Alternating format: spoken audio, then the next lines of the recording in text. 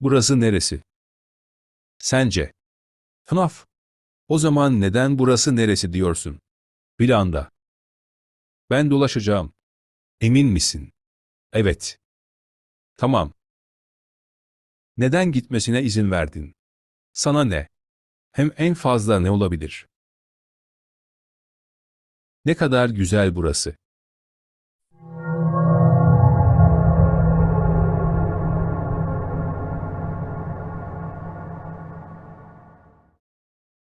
Lan. Şimdi işim bitti.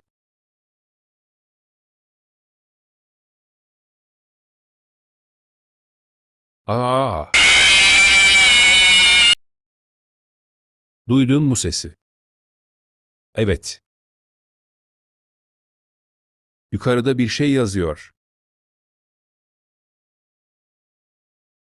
Part 2 yarın.